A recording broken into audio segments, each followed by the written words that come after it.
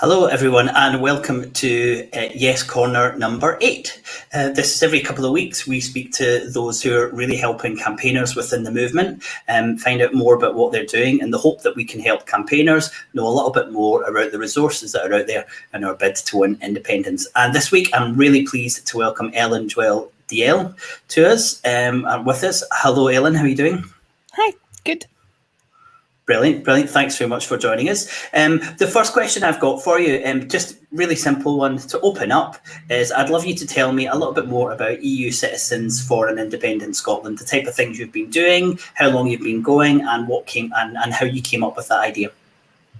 Right. I didn't. The organisation was founded in 2013 in the run-up to the referendum by a French national and her daughter, who have been running a Facebook page together, and that Facebook page has become quite, I don't know, it's like a permanent fixture within the independence movement as far as we can see, going by our follower numbers and the content that we put out. There usually is quite a lot of discussion around that platform, and at the time they founded it because they felt that EU citizens were quite underrepresented in the independence campaign.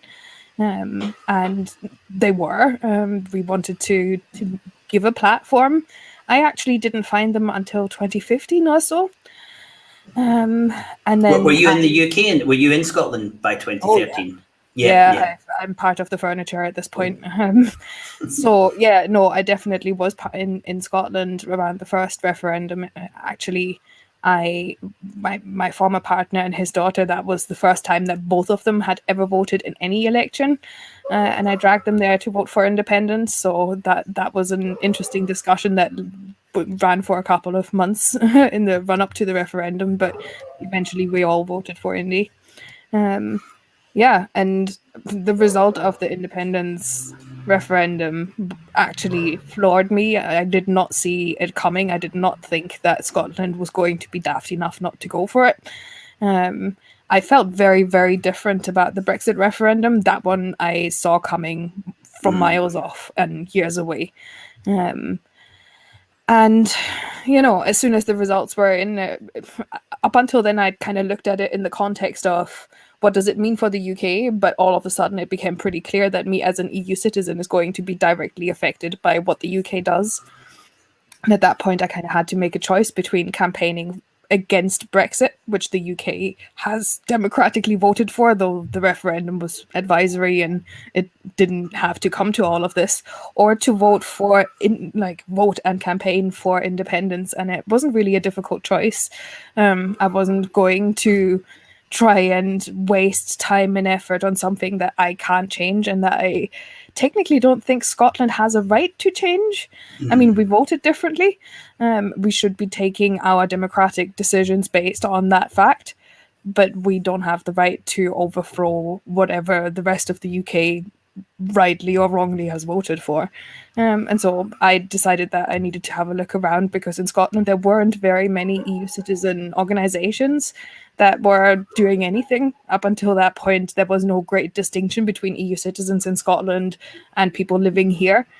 And in that journey, I kind of remembered, oh yeah, I found this group a couple of years ago and contacted them and said, look, but whatever I can do, tell me what it is and I'll do it for you. I wasn't the same person. Yeah, I wasn't the only person who did it at the time who got in touch with them. So the three women of us got together, and our national coordinator did something that I can advise anybody to do who's trying to do some campaigning. She sat us down and basically said, pick a title and then live up to it. And that that's great. That's really good. That's really good advice. Challenging. At the time, I thought it was crazy, but once you have a title and you know what your vision for that role is, you start aspiring to that, and that's really helped. So I've been the creative director of EU Citizens for an Independent Scotland since the first month of 2017. Fantastic. Well, I also feel that, if you want to do something, you can wait forever to do it. So, if you want to do something, just get on and do it. And I think that's as much in the Scottish independence campaign as it is in work and in life. So that's really nice to have that idea of living up to something. You said at the start there that you thought that the voices of EU citizens were underrepresented in the first independence campaign. Did you feel the same about Brexit? And do you feel the same now that we've kind of taken this journey in Scotland, that EU voices are still not heard enough? I mean, it's obvious that in terms of Brexit, EU citizens' voices were underrepresented. They chucked us out of the franchise to be able to vote within the referendum before they even set a date for the referendum. So there was no question about that. The entire Brexit referendum campaign was talking about EU citizens, not with EU citizens. And it wasn't a very nice conversation to not be part of, because, we became the scapegoats for everything. Do I think it's different in Scotland now? Well, I think it really depends. There's always two sides to the representation issue. On the one hand, it needs people to be open and willing to let people that aren't yet represented onto a platform. But it also takes overcoming your own personal and societal demons to be willing to lean into a conversation. And I think the temptation has been for the Independence Party to swallow up EU citizens and make them sort of, like icons or figurines that can be wheeled out to say nice things. But in terms of, has the representation of EU citizens brought about much change? I've tried. I was hoping there would be more of a rational debate in the last 5 years, and I will continue trying. I'm not sure that we're there yet. Well, I know a lot of campaigners who are really passionate about, keeping and ensuring the rights for European citizens. And, I know a lot of people, it was a real main driver for, keeping the independence movement going, was because of how hopefully differently we were planning to treat EU citizens compared to what was happening with Brexit. So I do know that that's a powerful movement, within our movement. And I'd love people who are watching now just to drop a question or a comment in, and just around how do you feel the movement is engaging with EU nationals? I think that'd be really important to hear how other people are feeling. So the stories that we're telling about EU nationals who are already living in Scotland and who feel passionate about the country, or whoever and however they want to engage with the society, do you think that we should be telling more of those stories? And if you do, how do we go about doing that? I think if we take a step back, and I guess you're a really good one to be able to take a step back, because you're not currently in Scotland and have been living in Catalonia for a while. That the power that the diaspora has in telling a story starts with the people that are moving all over the place, starts with, your own personal connections, the things that we bring from our native or home countries and take over to somewhere.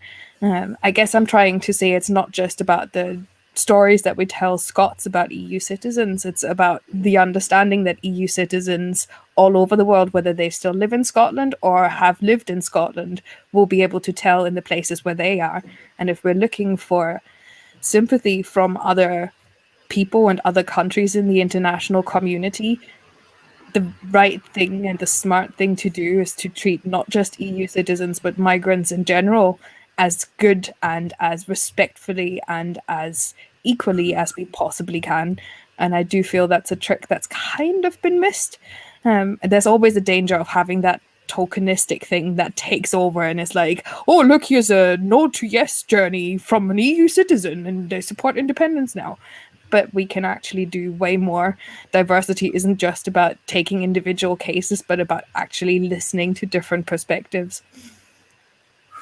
So the other thing I was thinking in terms of the stories that were told, I wonder how the stories are being told abroad about Scotland and its treatment of EU citizens, and also the stories of those EU citizens. And I feel, living in Catalonia, I feel that the media here is kind of demanding, really wants stories from Scotland that are told through a Scottish narrative, from a Scottish perspective, and they don't get them the story, the media here is still fed by the same London-based media that everywhere else in the world is. And I don't know how you feel about your home country, but I just feel like if we could get more of our stories across, then we would have a much more of a response from Europe, because I think we're pushing at an open door. I think, how do you feel about that? I mean, as an organization, we receive content media requests from Europe, and whenever I'm asked, what do you guys do? It's both saying we're campaigning for EU citizens and citizen rights in the UK and in Scotland, but we're also speaking to the media all day, every day, if we allow our schedules to be filled up like that. There is a huge interest in Scotland. Yeah, I think it's important. Kenmure Street, for example, aside from the fact that people reported that there was a Scottish election and people, like the international, especially European media, was extremely hopeful about Scotland making some concrete steps towards independence. And they have been for years. I'm not sure how long that can go on before they become as cynical as many campaigners about it. The second biggest story this year has been Kenmure Street. Who would have thought that 1,000 people turning up in a random Glasgow suburb would be going through the European media like wildfire? It is that kind of solidarity shown in action and not just word that makes a huge difference and shows that the country is not just dictated by media savvy political leaders, but by people with heart and integrity and the willingness to. I'm really pleased you brought that up, because I agree completely, and I do think the power of events and of action is much more than the power of words. And I just hope that this example kind of doesn't prove the rule that we can't get coverage. And and I really think we have to think about that as we go on, because you're right, it was such a strong positive message with the undertones that Scotland is different from England and wants to be much more welcoming. I think that was really powerful. I think that's really powerful. I think that's a really good story that we can tell. So looking at EU Citizens for Independent Scotland, how can other campaigners get involved? How can they help you, and how can they help spread that message that you're getting out there? I mean, as the creative director, initially my role was, because I'm from a creative background, to help them campaign, but it very quickly became about making and writing policy and lobbying the right people, which I've done for years now. It's been really unfortunate to see that the Scottish government so far didn't pick up as much as they could and potentially should have from those suggestions. And even more worrying is I'm not that precious about these ideas being mine. In fact, I'd rather not be the one having to give any ideas at all. I'd like to see a proactive approach to migration, but to many other social justice areas. And more often than not, and I think we are all familiar with it by now, is that we excuse ourselves for not being proactive by saying, oh, it's not a devolved area. But we've also seen Scotland do things that were part of a non-devolved area and using devolved policy to stop them. For example, fracking. It takes that kind of mindset to really exhaust the boundaries and potentially push at the doors and limits of devolution.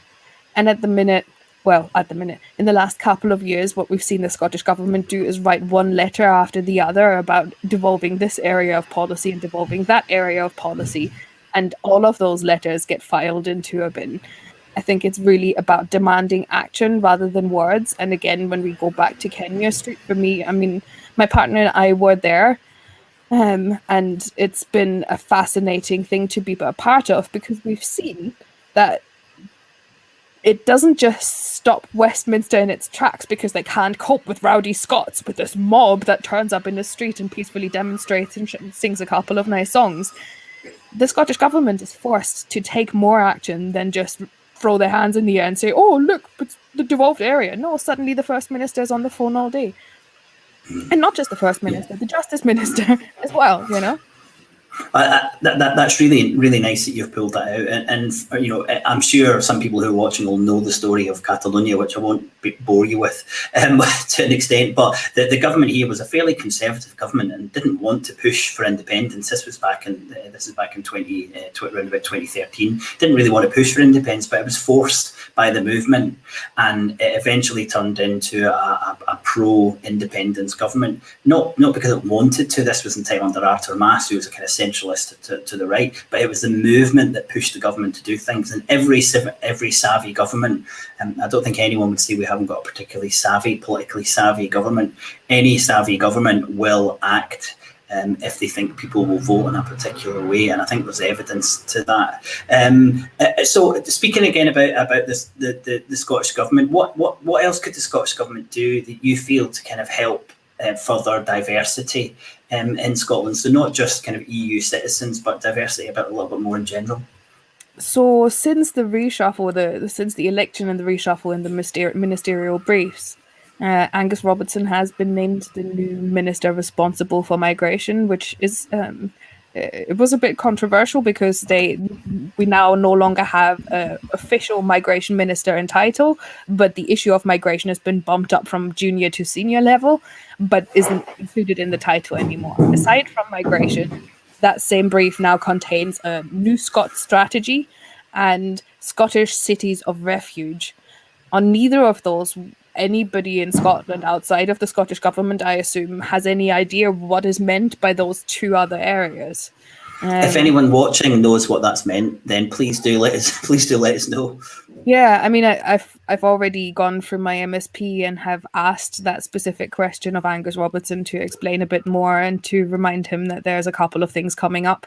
I mean, EU citizens on the 30th of June is the deadline for EU citizens to apply for settled status. After that, any EU citizen in Scotland who doesn't have settled status and has arrived before January of this year will be considered by the Home Office as an illegal resident of the country. Essentially, there are a couple of rules here and there, but that is essentially what we've been running towards. One of the suggestions that I've been making for over 2 years now is that the Scottish government has the ability, like everybody else that is responsible for checking our statuses, to check the status, but they also have the ability to write a letter and say, look, this EU citizen has been checked by UK law. You are still responsible for checking their status, but take our confirmation that we have checked and confirmed that they have a status to not go and discriminate in advance. And that shouldn't be a requirement. It should be a voluntary thing where people can sign up to that if they feel more secure going through life in Scotland without being discriminated. The way that the hostile environment works and that it's been designed to work is to turn every instance in life, whether it's health services or employers or landlords, everybody becomes a sort of non-paid Home Office migration enforcement officer. And the additional administrative burden that puts on external people becomes pretty clear when you have an EU citizen applying for a job and a British person applying for a job. You don't have to bother with checking the status of the British person. And that's how easy it is. It might not even be, out and out discrimination because I don't like EU citizens. But do I, in my very busy day-to-day life, have the time to check every EU citizen's applicant's residency status? That would be one thing. And this suggestion has been finally picked up for the manifesto for the just past election. And suddenly it said the Scottish government will explore the making of a physical residency status. But we're now 4 weeks away. And from that point onwards, we will need or not need to have that. I mean, we will need it regardless of whether the Scottish government does it or not. But, with a month to go, how do you expect this to be implemented? And wasn't the time for exploring 2 years ago when I first suggested it. It's not to say that I'm not grateful that it wasn't picked up, but I'd like to see more meat on those bones and more urgency in dealing with these issues. I mean, it's been really frustrating because I'm a private citizen too. I don't get paid to do this work. And I am technically one of the victims of the hostile environment, one of the people that should be feeling more secure in Scotland than I would if I was living in England or Wales. But the reality is that I don't. And I'm not particularly more hopeful to be living in Scotland as long as Scotland doesn't actually do the things that we're promising to do. A couple of years ago, Mike Russell said, when the Home Office, there was an announcement, EU citizens will be liable for deportation if they don't apply for settled status. And Mike Russell in that instance said, well, he won't be doing that from Scotland, meaning they won't be deporting EU citizens from Scotland. And I went back a year later and clarified with him, what did you mean? And suddenly the message changed from they won't be doing that from Scotland to the Scottish government will protect all people who apply for settled status. I'm sorry, that is not the same. Any EU citizen and anybody else who took that statement in good faith and was proud of Scotland for taking such a strong stance should reconsider whether good faith is enough. But we had a similar deadline here in Catalonia that we had to apply to, and there are hundreds of thousands of people with best intentions to do that, and also decided not to do it, who were really caught out by that. And I'm sure that's going to happen in Scotland. And it's easy for people to look across and say, well, that's what you get. But life can make things very difficult. And I really feel sorry for all those EU citizens who are in that situation, with a deadline that's coming pretty close. So is there anything else that you think that campaigners could be helping their MSPs and MPs with to try and raise the profile of the EU citizens who are here, whether they vote for independence or not? Because that obviously doesn't matter. It's treating EU citizens with respect. What more can we do? Ellen, if you've got any ideas. I'm glad that you came back to that, because I kind of feel like when you first asked the question, I kind of jumped straight to the government. I think we can do a lot to amplify each other's voices when we encounter EU citizens on the street and campaigning. It's still... Angela's got a question there. Do you think it's been publicised enough for folk in this predicament to know they must apply by the end of June? I mean...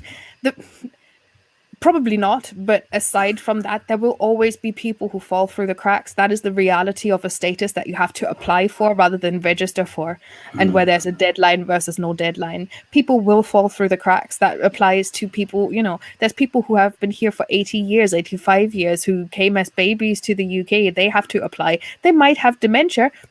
The government doesn't care. The same goes for children in care, EU citizens, children in care. It is their caregivers and their legal guardians who have to apply, but it's not always obvious that that's the case. So there's a zillion reasons why people might not apply. It's not been publicized enough. The Home Office is doing sort of a social media stretch, but I think quite a lot of EU citizens in the UK are not necessarily integrated into the social media landscape here, so it's not that easy to target either. No, we have a whole different thing coming. And I think when you asked earlier what the message has been so far from EU citizens that have left Scotland, and between Brexit and now, there has been, unfortunately, quite a lot of EU citizens who have left Scotland because they didn't feel safer, because they didn't feel like words were enough to prove that they would be continued to be valued and welcome. So I would really watch that. For a country like Scotland, which is so heavily dependent for its population growth, or even just maintaining the same amount of people in the country on migration. 50% of that depends on only 3% of the population right now, which is EU citizens. 50% of population growth depends on EU citizens. And I hate that I'm in the position to only be speaking about EU citizens. When we talk about the hostile environment, we are the last ones who've been screwed over. There have been people that are from everywhere else in the world that have been screwed over for years. Why are EU citizens the focus now? All I can say is that I'm here and I'm leaning in about EU citizens and migrants in general, but EU citizens are about to be part of the hostile environment. We are the next Windrush generation. Well, I think what you're saying is really powerful, and I'm sure you'll get support throughout the movement. And I do think we can do a little bit more raising the issues that you've brought up tonight. And certainly, as you said, if you're not particularly social media savvy, then this is where the independence movement lives at the moment, unless it's got a big budget, which it doesn't. So it is hard to get anything for the movement to get anything out with the social media bubble that we're in. But I'm sure, and the people watching, if they do feel like they want to raise that as an issue and help promote that, then that'd be something really easy for them to do. So moving forward and kind of looking towards the types of things that you can do. Is there any other organisations within the Yes movement that you think you could work a little bit closer with to maybe again tell these stories or be a little bit more proactive in how Scotland / the UK is treating migrants? I mean, over the past couple of years, I've been part of pretty much everything that I could get our butt on the seat at the table on, from the Scottish Independence Convention to being part of helping the National Yes Registry, now National Yes Network. I am pretty active within Now Scotland because I think that is really a massive step forward, and has a lot of potential. I think no matter what we do, it's not just EU citizens and migrants who we need, whose support we need, especially now that there's a great chunk of people, there's only very few people left in Scotland who are not allowed to vote. We have changed the franchise, and just changing the franchise is not enough. The polls don't break down into different nationalities even, so it's always going to be more of an honor to go and vote, but that still doesn't make our political system diverse. So let's try and look for people who are a little bit different than people born here, who have a little bit more experience. Diversity really is strength, because there's an awful lot of voters that we can or cannot reach if we listen or don't listen. Yeah, I think it was really powerful for me to see the franchise extended so much in Scotland, because here in Catalonia, I can't vote on anything. Even though I'm a resident and paying tax here, I can't vote in any election. So anything that happens in Catalonia or in Spain, I have no say of at all. And I think it was really powerful to see Scotland making that very positive move to include the people who are in that country. And I wish more countries would do what Scotland's done. So finally, Ellen, any thoughts? What are you thinking from a kind of a personal perspective over the next few months? Are you still going to keep campaigning and keep doing what you're doing, or has there anything changed over the last couple of months? Oh no, not at all. If anything, I've got more rage and determination to keep going for another couple of years, because it's still needed. I'd like to not be needed in terms of campaigning for EU citizens and for migrant rights. I'd rather the Scottish government started, taking the initiative with this, but I'm not going away because it is still required. And once that's done, I'm going to be fighting for all the other things that matter for Scotland, whether you're a migrant or not. I think it's been really powerful. All of us have learned since the 2014 referendum that what we care about doesn't stop being important just because a democratic decision doesn't go the way that we expected. And to have we've the had agency... a comment. We've had a comment from Lars of Mars there. So I think if you've got a second to read that. Yeah. So that's definitely a theme that's coming across. Well, it's been wonderful to speak to you, and I've been really affected by your passion, Ellen, and I hope the audience have as well. So when I'm back in Scotland, I'll make sure we meet up, and hopefully Independence Live can do a little bit more in promoting the issues that are quite clear that you're so passionate about. But thanks very much for your time. I really appreciate it. Enjoy the sunshine that I can see in the background there, what remains of it. Thanks so much, Ellen. Thank you.